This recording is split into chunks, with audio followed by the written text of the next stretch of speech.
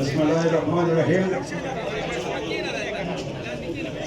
زموږ خوږ مشر افطار احمد خان شیرپاو او د هغه پرزن سکندر حیات خان شیرپاو او زموږ د پارټۍ نور ملګري کیسر جمال صاحب، جاوید حسین صاحب، دا ټول ملګري زموږ راغلي دي او تاسو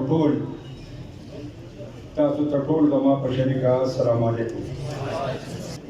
خبره به د دې نه شروع کړو چې الحمدلله زموږ الیکشن هم را روان دی، د ملکي حالات هم ډېر خراب دي او ډېر زر به تاسو وګورئ چې د الیکشن اعلان کېدو والا دی. نو په دې سلسله کې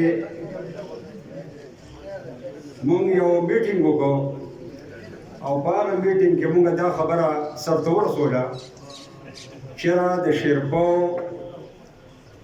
تاسو چې ټول راغلي یې تقریبا دا ټول کلی چې څومره دی زمونږ ګوره 11-12 دا 21-22 هزار ووټ دی. نو که مونږ په شریکه په دې کلي کې خواره شو او دا 21-22 هزار ووټ مونږ واخیسته نو موږ ته د نورو خلکو څه ضرورت دی؟ شته دی؟ د پاچا موږ ته ضرورت شته؟ ګورې کوم لږه مخوا دېخوا وکړه که نه نو زه درته دا په ایماندارۍ خبره کوم چې ګوره د شیرپاو نوم لاړ ختم شو.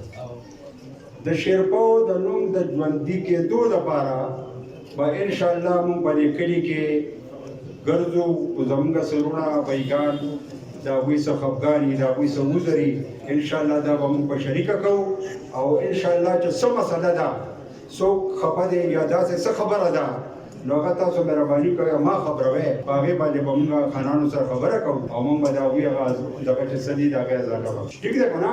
نو د نورو خبرو ضرورت خو نشته، مشران راغلي دي هغوی به خبرې کوي. نو تاسو نه به زه اجازت وایم او والسلام، باقي به مشران خبرې کوي. شکریه.